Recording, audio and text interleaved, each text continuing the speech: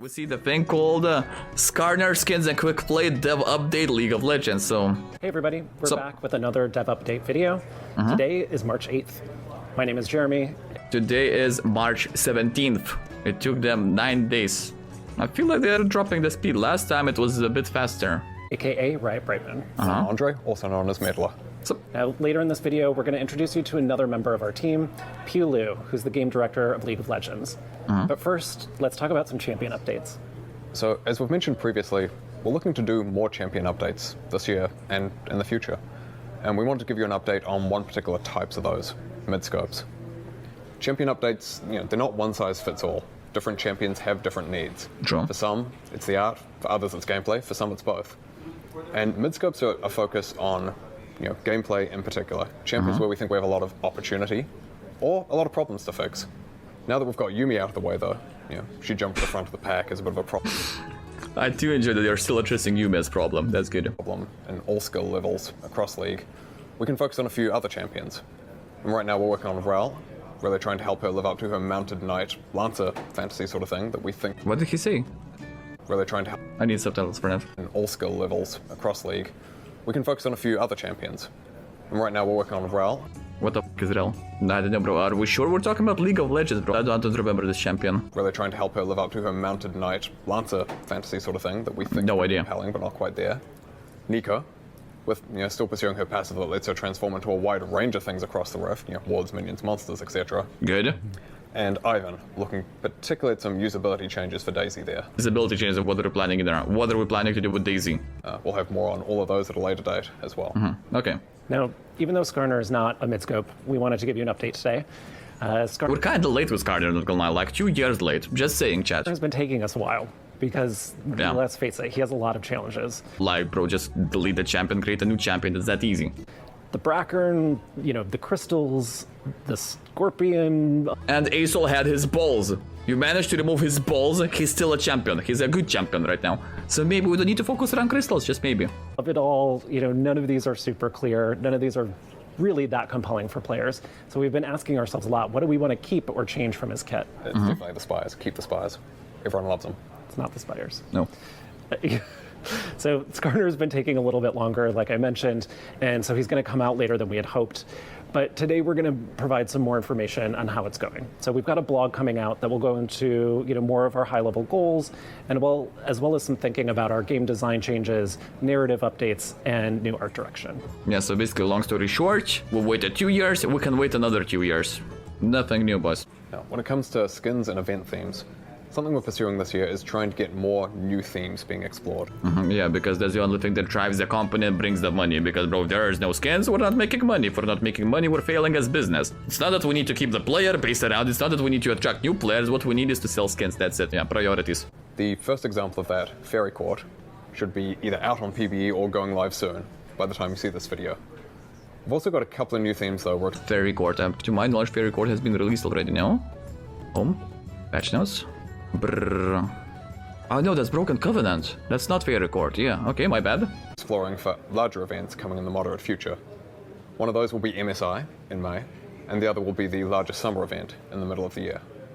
In addition to exploring new themes, we're also making some skins. Wait, this is the largest event? Moderate future. One of those will be MSI in May, and the other will be the largest summer event in the middle of the year. The largest summer event, we're talking about layoffs? We're talking about LCS, LCK, Summer Spring, Summer Split, is that what we're talking about? Or we're talking about a different event when the season will be ending? Because hear me out, chat, the season will be ending in the middle of summer. Because this season, season 14 we're playing right now, it will end in the middle of summer and everyone will get Victoria's Champion and Victoria's skin.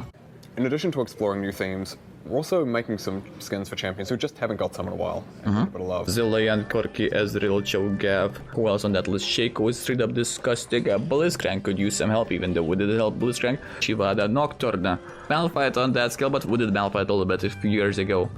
Doctor? No, Doctor straight up with the rework. Doctor is good. Jax. Udyr, Shyvana, and Mundo. But we just did a rework, a full-scale rework on Udyr, but okay. The new three to call out there.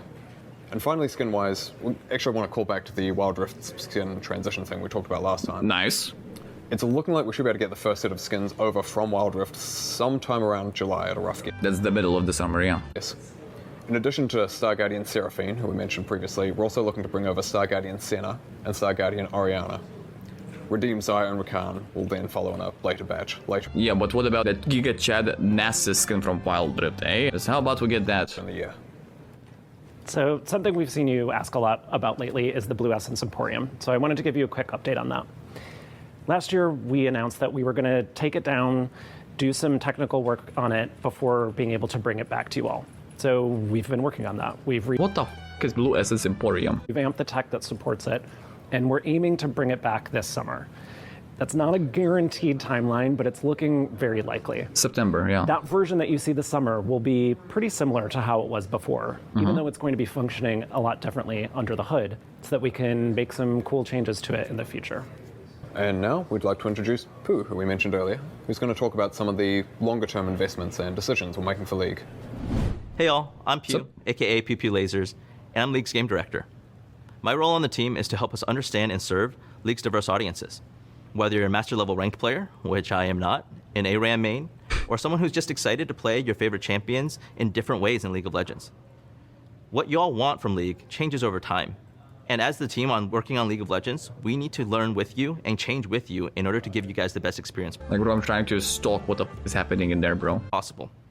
As Kozak says, change is good. That's exactly the same thing I've been preaching for the past 10 years. Why this game is alive, bro. Straight up, why this game is actually still alive. That's in the Kazak's quote, change is good. Nerf that, buff that, adjust that, remove that, add that, bada bing bada bam.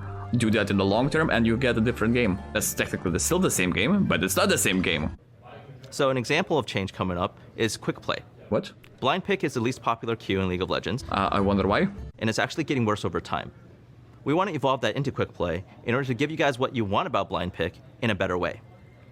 So similar to the old team builder, we're going to allow you to choose your favorite champion, your favorite role, and you're guaranteed to get at least one of those in your next game.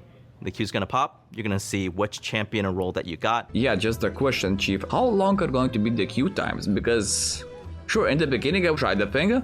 Sure, we're gonna have an influx of players in that regard, but eventually it will die off. Let's just say right now, if we're going to play a top lane, the queue times are, bro, over 4 minutes. Mid lane, bro, forget mid lane, bro. You're not getting mid lane, it's just simple as that, because everyone wants to be the next faker, so everyone is queuing up as a mid laner. So queue times are 8 minutes. I'm not even talking about the Diamond 2 plus elo, I'm talking about the elo that is most populated by players. The majority of players are sitting in that elo. We're talking about bronze, we're talking about silver, we're talking about gold. And those elos, bro, the queue times. That's only the role, bro. So now you're gonna give me the champion as well? And you'll go right into the gameplay. We're excited about this, and we're gonna test it in a few regions in the coming months and see if y'all like the direction. If you do, we'll work with you to refine it and make sure it's as good as possible in order to make your experience better. Another thing that's going on is that starting on April 4th, League will no longer be supported by 32-bit operating systems. Bro, I just heard the screams of Turkish server players and East server players who are playing on potato PCs and toasters. How do I know that? Because I was one of those players. I still see that in the fucking queue times. Well, not in the queue times, in the loading screen. It's definitely, those toasters are definitely not supporting 64, they are supporting only 32 bits. So let's just say, we're gonna have a couple of dead regions, boys. Meaning that players will have to move to 64-bit. Or just quit the Sounds game. kind of scary, but this Yeah. actually impacts less than 0.1% of players worldwide. So straight up just entire to server of Turkey. If this affects you, you'll get a message starting in patch 13.7. This allows us to help move League into the future. There's a couple of areas we're immediately targeting, such as improving security features, our anti-cheat, and bot detection. I would love to see how your bot detection is going to work, bro. I would just love to see that. Ultimately, this allows for bigger dreams, bigger possibilities for League of Legends, and we're excited about what we can do with the experience. That's it from me. I'll hand things back to Medler and Brightmoon. As a reminder, if you're interested, please do check out the blogs we've got on Midscopes and Skarner's VGU, which are also out now. We'll be back to check in with you again soon. Thanks so much for listening. So it is what it is. Gotcha.